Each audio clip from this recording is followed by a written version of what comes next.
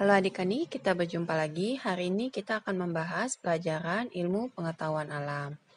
Kelas 7 untuk semester 2. Nah, di semester 2 ini untuk bab satunya mengenai sistem organisasi kehidupan makhluk hidup.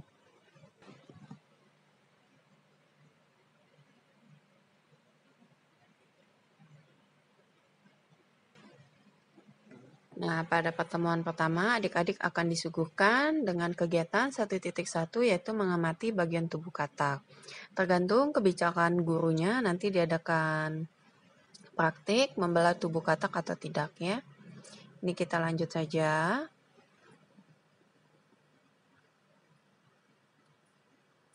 Nah, di sini ada bacaan, bisa adik-adik baca sendiri apa yang dimaksud dengan biosfer. Jadi biosfer itu adalah struktur hierarki organisasi kehidupan yang dimulai dari atom-atom penyusun molekul yang berukuran mikro hingga ekosistem yang berukuran makro dan sangat kompleks. Jadi ini adalah yang disebut dengan biosfer. Kita lanjut. Yang A, sel sebagai unit struktural dan fungsional kehidupan. Nah, jadi di sini ada bacaannya. Setiap organisme tersusun atas salah satu dari dua jenis sel yang secara struktural berbeda. Kedua jenis sel tersebut kita sebut dengan sel prokariotik dan sel eukariotik. Pada sistem 5 kingdom, hanya Monera yang contohnya bakteri dan ganggang biru yang memiliki sel prokariotik. Sisanya, protista, jamur, tumbuhan, dan hewan semuanya terdiri atas sel eukariotik. Nah, perbedaan antara sel eukariotik dan sel prokariotik ini banyak keluar di soal-soal ya, soal ulangan atau soal semester. Biasanya dia bilang, apa perbedaan sel prokariotik dan sel eukariotik? Sel prokariotik adalah sel yang memiliki inti atau nukleus, tetapi inti sel tersebut tidak diselubungi dengan membran inti. Sedangkan sel eukariotik, sel yang memiliki inti sel, nah inti selnya ini terbungkus oleh membran inti.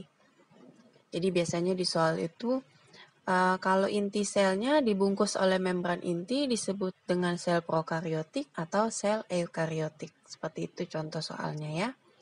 Kita lanjut saja. Nah, sel prokariotik ini terdapat pada bakteri, termasuk cyanobactery. Sel prokariotik strukturnya lebih sederhana daripada struktur sel eukariotik. Ini adalah contoh.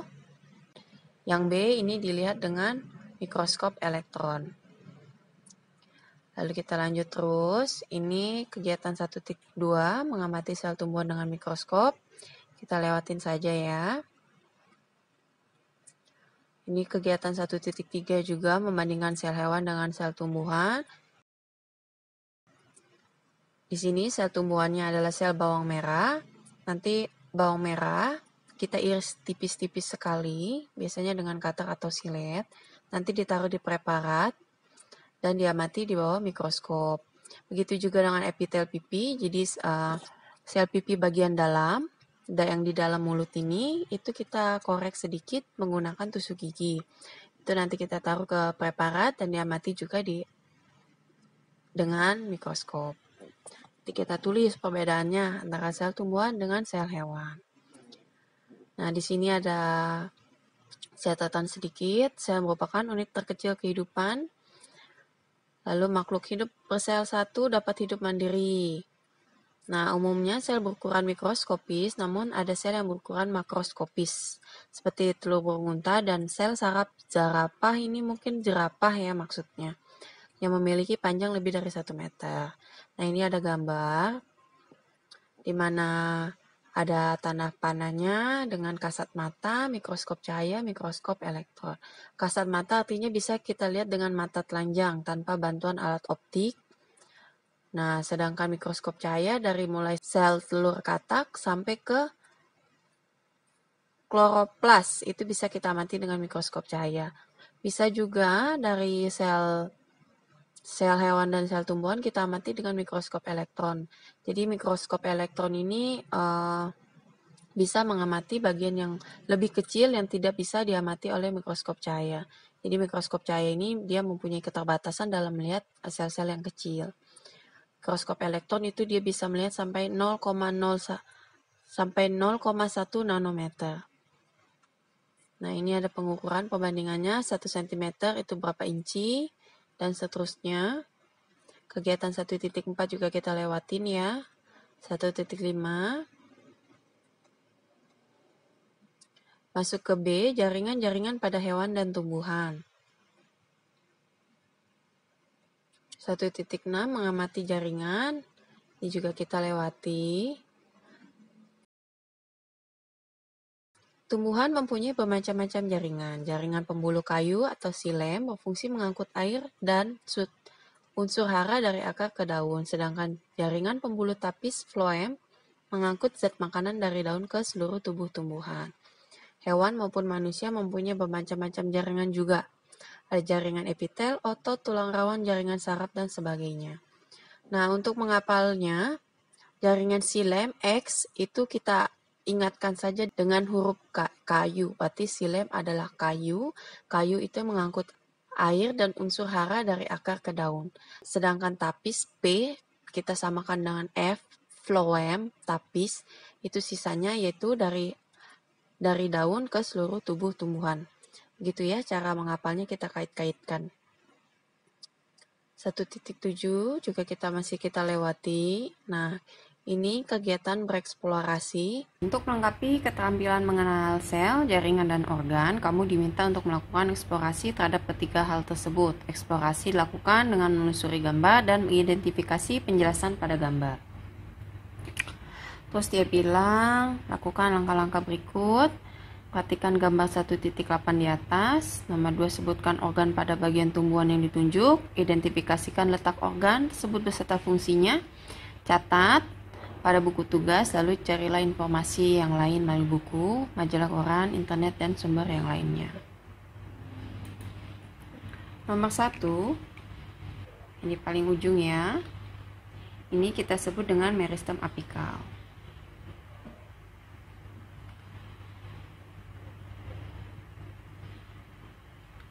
Meristem apikal. Meristem apikal ini letaknya ada di ujung batang.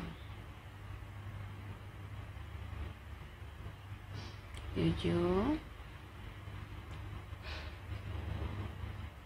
ujung batang. Lalu fungsinya, karena dia ada di ujung, yaitu membuat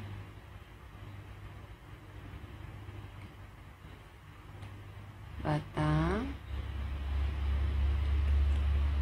menjadi lebih tinggi.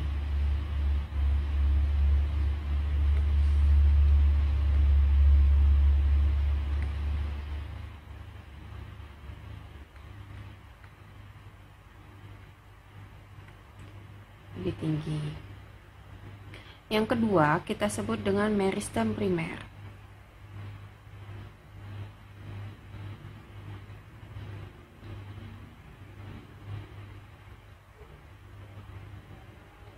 Meristem primer ini letaknya di bawah meristem apikal.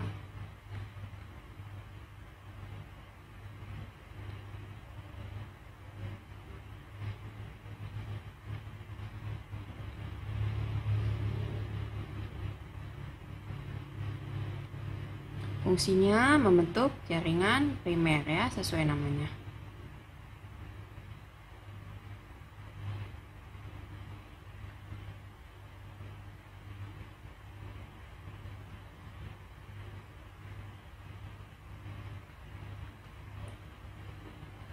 Lalu yang ketiga ada tangkai.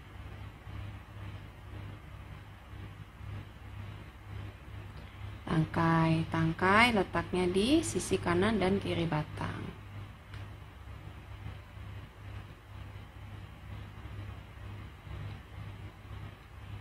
Kiri. Ini dan ya. Nah, fungsinya untuk apa? Percabangan,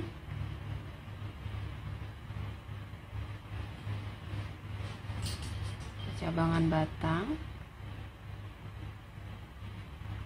dan bukan dan, yang ya, yang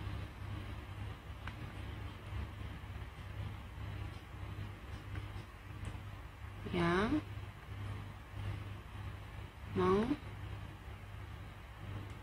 kita tulis ulang di sini ya.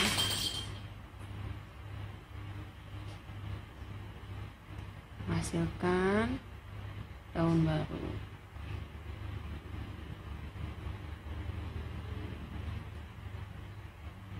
Lanjutannya.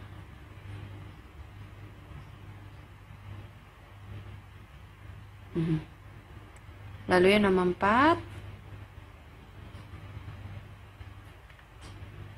meristem sekunder.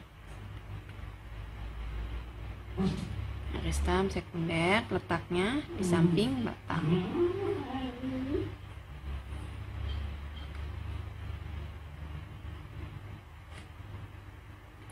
Samping batang. Fungsinya menambah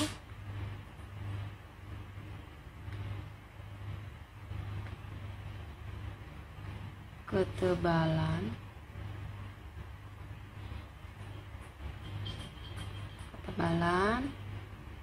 batang. Lanjut ke nomor 5.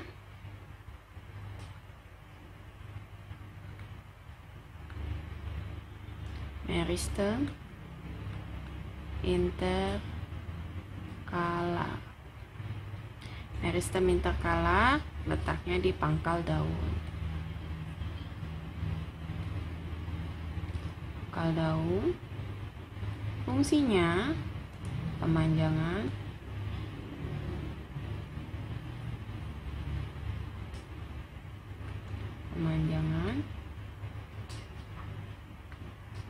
luas. Nomor 6 paling gampang ya, adalah buah. Buah letaknya di ujung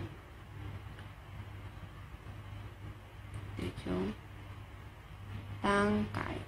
Lama-lama makin ke bawah ya ini. Fungsinya melindungi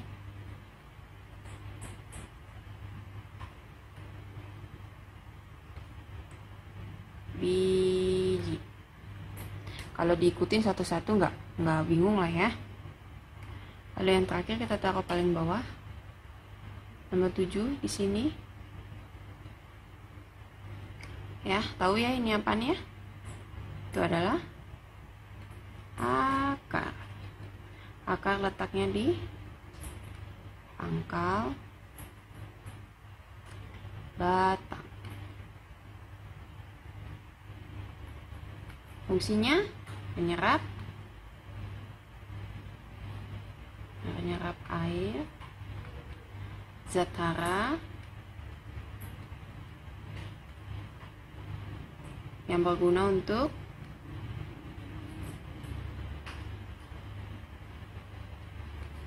apa? Untuk proses fotosintesis.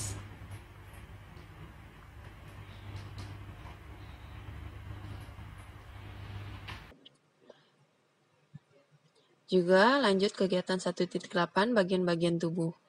Kamu telah mempelajari bahwa makhluk hidup tersusun atas unit terkecil yang disebut dengan sel.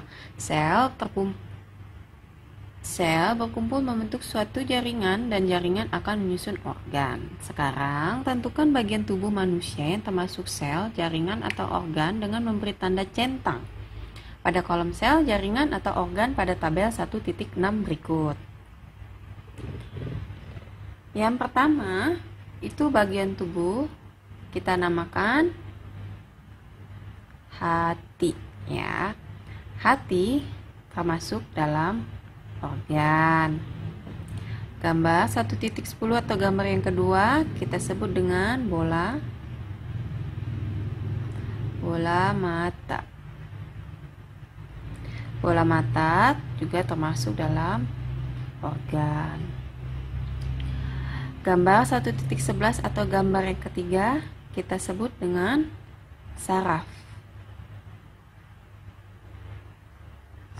Saraf ini termasuk jaringan. Kita ke bawah.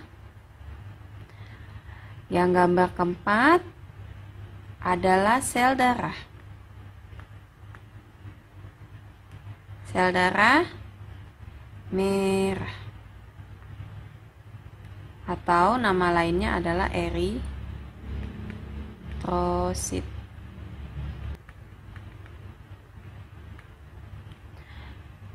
Namanya aja sel darah merah, berarti dia termasuk sel. Gambar yang kelima kita sebut dengan telur. Telur adalah sel.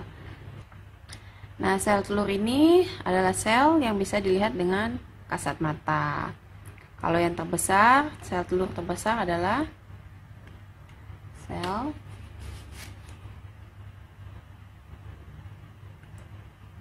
telur burung onta.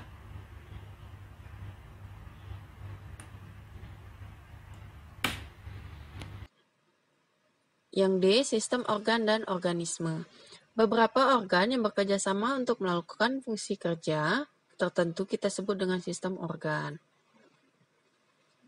Kegiatan 1.9, sistem organ dan organisme. Sebutkan organ-organ yang dapat ditemukan pada tubuh manusia dan telusuri fungsi masing-masing organ tersebut. Jawablah pertanyaan tersebut melalui percobaan berikut. Yang diperlukan torso atau model manusia. Jadi torso ini sejenis patung, tapi dia ada organ-organ tubuh manusia ya yang bisa dicopot-copot. Lakukan langkah-langkah berikut. Yang pertama, perhatikan torsonya. Identifikasi organ-organ yang menyusun torso tersebut. Ketiga, catat hasil pengamatanmu pada tabel 1.7 berikut. Ini kakak kasih contohnya saja ya. 4 nomor. Jadi yang pertama, organnya kita sebut organ hidung. Organ hidung ini fungsinya yaitu menghirup udara.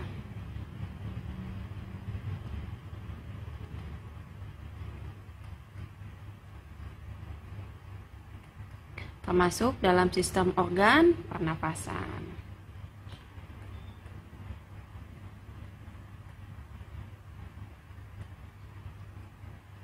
Yang kedua, ada jantung.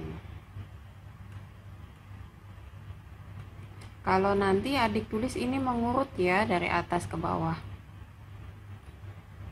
Jantung fungsinya untuk memompa darah ya ke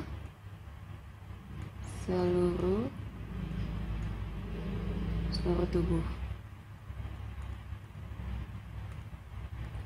Termasuk sistem organ peredaran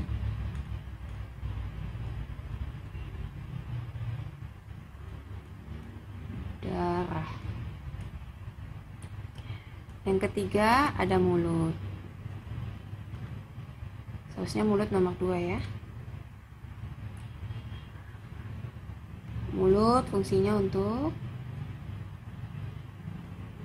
mengunyah makanan.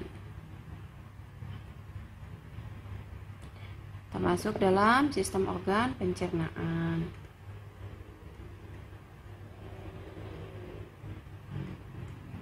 Yang terakhir nomor 4 ada ovarium.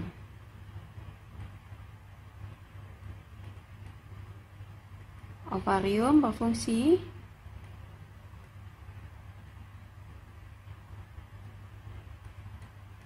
menghasilkan sel telur. Karena menghasilkan sel telur, berarti ovarium ini dimiliki oleh wanita. Sistem organ reproduksi.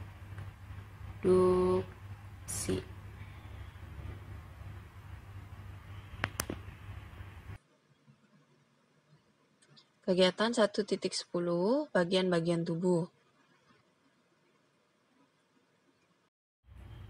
Kegiatan 1.10 bagian-bagian tubuh. Sistem organ merupakan bentuk kerjasama antar organ untuk melakukan fungsinya. Dalam melaksanakan kerjasama ini, setiap organ tidak bekerja sendiri-sendiri, melainkan organ-organ saling bergantung dan saling mempengaruhi satu sama lainnya. Tanpa adanya kerjasama dengan organ lain, maka proses dalam tubuh tidak akan terjadi. Sistem organ manusia lebih detail dapat dilihat pada tabel 1.8. Sistem organ, dan fungsi yang masih belum terisi, silahkan kamu cari sendiri dari berbagai referensi.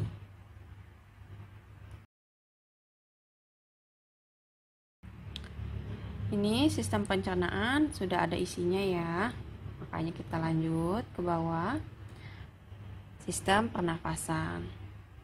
Sistem pernafasan ini kita tulis di sini ya. Organnya ada hidung,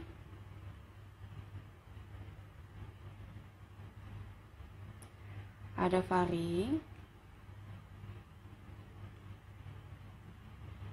ada epiglotis,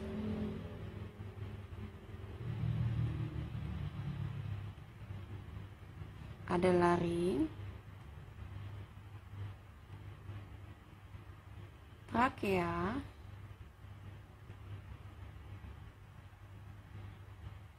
diafragma,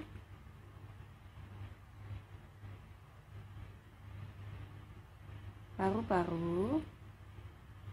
Nah, paru-paru ini dia bercabang ya. Cabangnya disebut bronkus.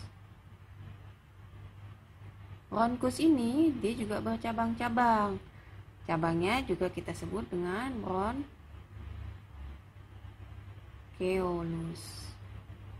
Nah, di ujung cabang bronkeolus ini dia terdapat gelembung-gelembung kecil, gelembung-gelembung udara yang kita sebut dengan alveolus.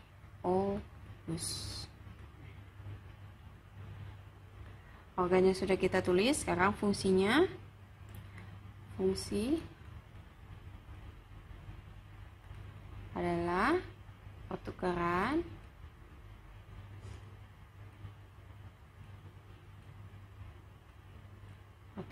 gas O2 atau oksigen dengan karbon dioksida atau CO2. Yang ketiga ada sistem gerak atau rangka. Organnya tulang, fungsinya menyokong dan melindungi organ dalam. Kita lanjut ke nomor 4. Nomor 4 ini salah ya. Nomor 4 ini seharusnya isinya di nomor 5. Sistem transportasi atau sirkulasi peredaran darah kamu pindahkan ke bawah. Ya. Organnya juga pindahkan ke bawah. Fungsinya pindahkan ke bawah. Yang keempat itu seharusnya adalah otot.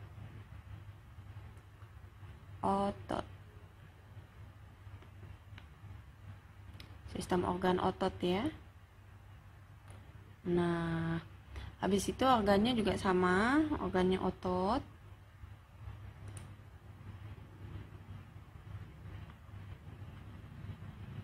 Fungsi otot adalah, kita tulis sampingnya,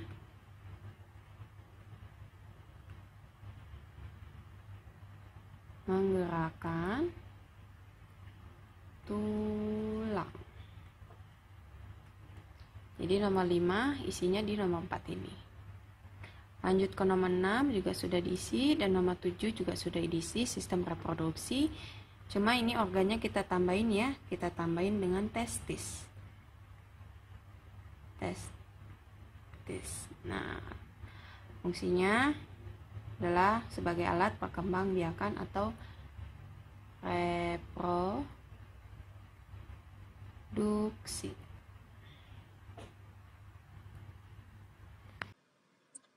Untuk kegiatan 1.11 mengamati organisme kita lewati. Ini info ilmuwan, ada Robert Hooke. Dia menyempurnakan mikroskop yang terdahulu ditemukan oleh Leeuwenhoek ya. Ada Theodore Swan juga. Ini bisa kita baca, rangkumannya juga kita baca ya. Di sini organisasi kehidupan terdiri atas atom, atom berkumpul dia menjadi molekul, molekul berkumpul dia menjadi organel sel, sel berkumpul juga menjadi sel. Nah, sel membentuk jaringan, jaringan membentuk organ, organ sistem organ, lalu sistem organ membentuk organisme.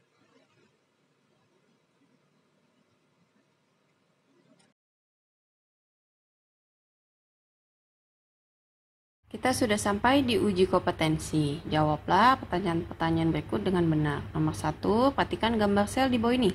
Identifikasikanlah bagian-bagiannya.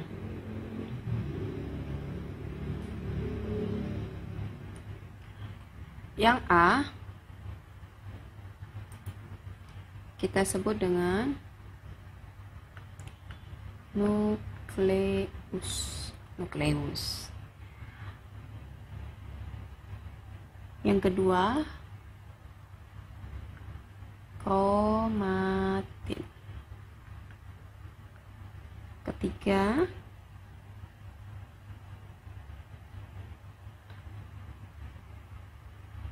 nukleolus.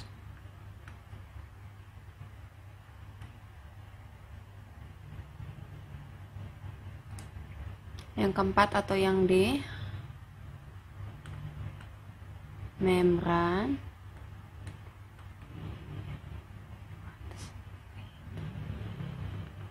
inti. Nah, kelima,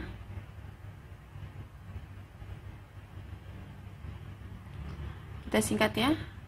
RE itu retikulum endoplasma. Retikulum endoplasma kasar.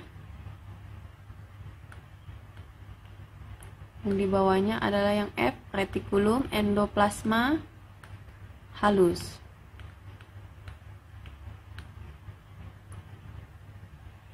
Yang G ada vakuola.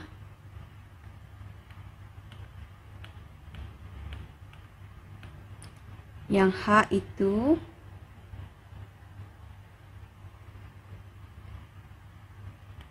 mikrotubulus. Yang I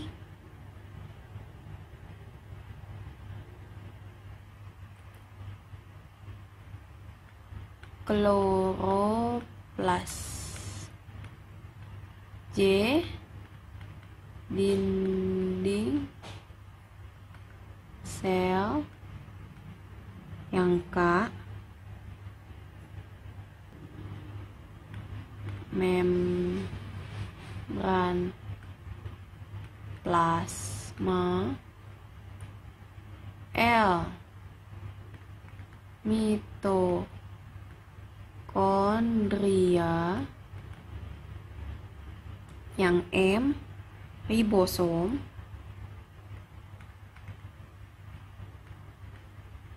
Dan yang terakhir adalah badan Golgi. Kita lanjut ke soal nomor 2. Apa yang terjadi dengan sistem organ tertentu jika salah satu organ penyusunnya mengalami kerusakan?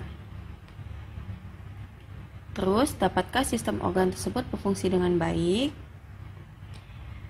Tadi kumpulan dari organ itu membentuk namanya sistem organ.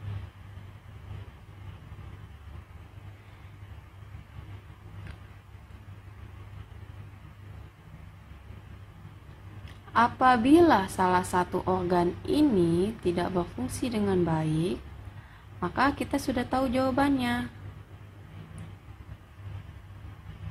Yaitu sistem organ tersebut tidak dapat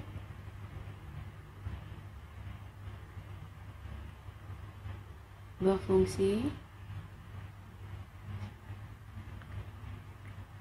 dengan baik.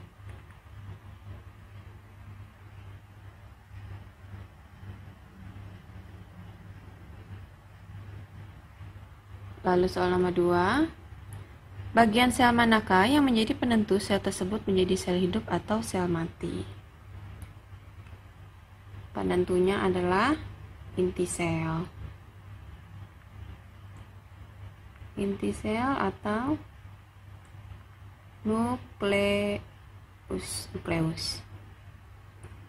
Yang B, apa yang terjadi apabila organ yang ditunjuk dengan huruf I pada gambar 1.21 tidak dapat atau tidak berfungsi dengan baik? Organ I kita sebut kloroplas. Kloroplas itu zat hijau daun. Oke, warna merah ya. Zat hijau daun. Zat hijau daun ini difungsikan tumbuhan untuk melakukan proses fotosintesis. Fotosintesis ini proses masak-memasak pada tumbuhan ya. Jadi dia masak-memasak, dia menghasilkan namanya makanan atau nutrisi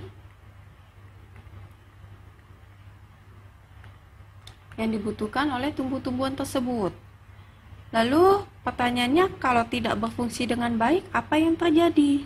Yang terjadi, tumbuhan tersebut akan mati. Kenapa mati? Karena dia tidak dapat membuat makanannya sendiri. Jadi dia tidak makan. Semua makhluk hidup yang tidak makan akan mati. Yang C, bagian manakah yang disebut dinding sel? Dinding sel itu bagian J ya, huruf J. Mengapa sel ini memiliki dinding sel? Jadi perlu diketahui, dinding sel itu, kita kebawain sedikit ya. Nah, dinding sel itu hanya dipunyai atau dimiliki oleh sel tumbuhan. Biasanya nanti kalau di semesteran takutnya suka keluar ya. Perbedaan antara sel tumbuhan dengan sel hewan. Pertanyaan yang kedua, mengapa sel ini memiliki dinding sel? Dinding sel itu fungsinya untuk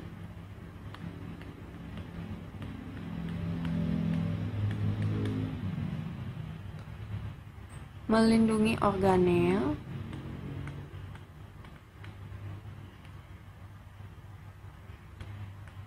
dan bagian dalam sel tersebut, dan juga untuk mengokohkan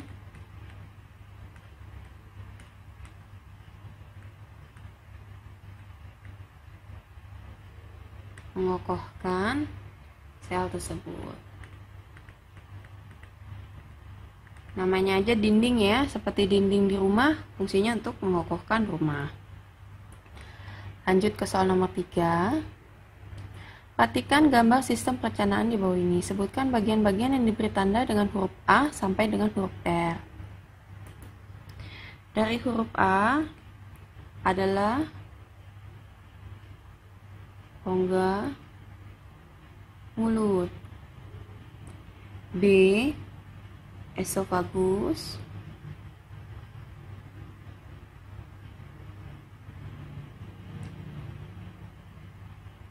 Lambung.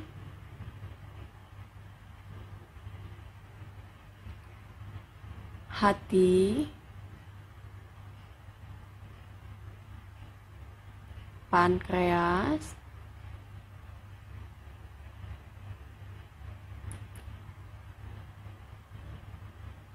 Kantung empedu.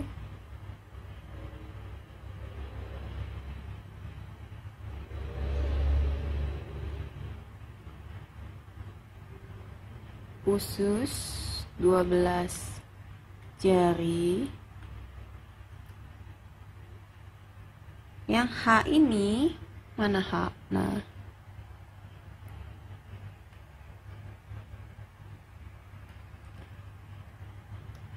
ini H ya. H ini masih menyambung dengan E. Berarti jawaban yang H sama E sama, yaitu pankreas. Yang I kita sebut kolon transversum.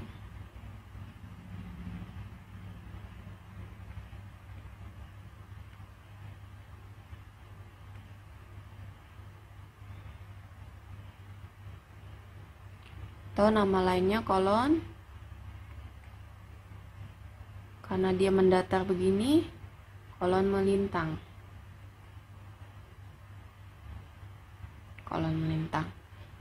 Yang J itu kolon ascendent.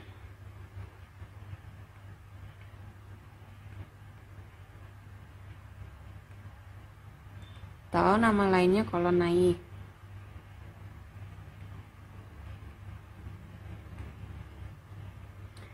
Yang K ada usus halus,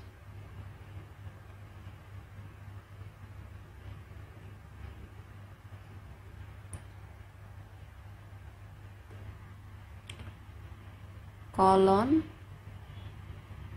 descendant, kolon turun. Nama lainnya untuk yang L. Lalu ada M, usus penyerapan.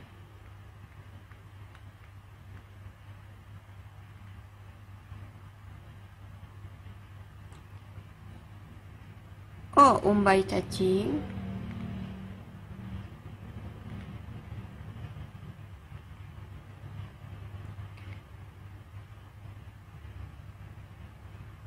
Yang P, kolon lagi ya.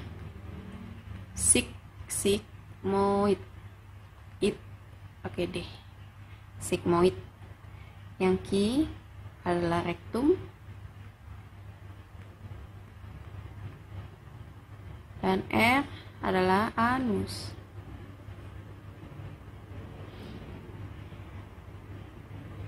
Nomor 4, mengapa mikroskop merupakan sesuatu yang sangat berguna untuk mempelajari sel?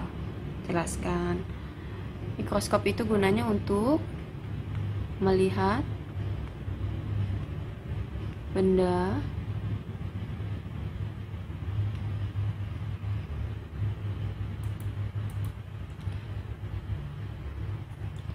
yang ukurannya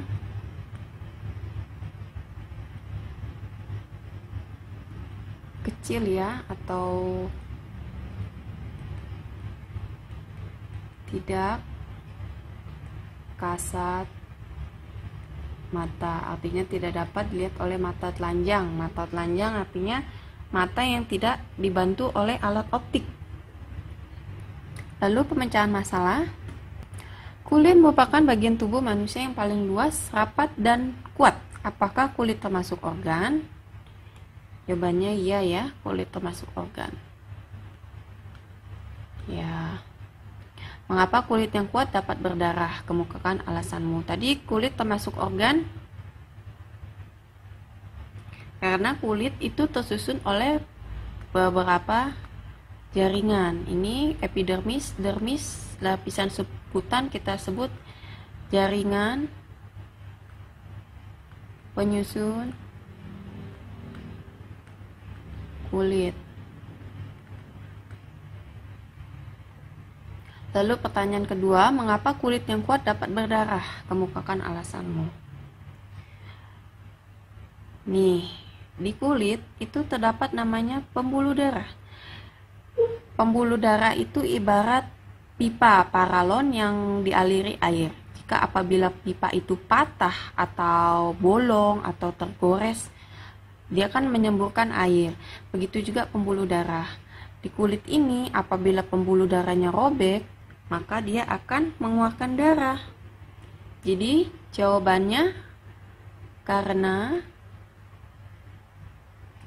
di dalam kulit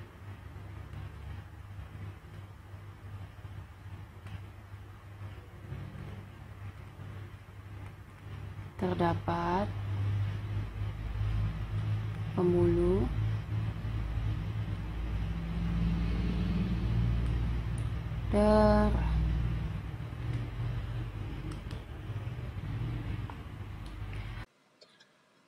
Uji kompetensinya sudah selesai, berarti untuk pembahasan bab 1 juga sudah selesai. Seperti biasa, jangan lupa share, like, dan subscribe-nya. Untuk pertemuan selanjutnya, kita akan membahas bab 2 mengenai interaksi makhluk hidup dengan lingkungan. Sampai jumpa.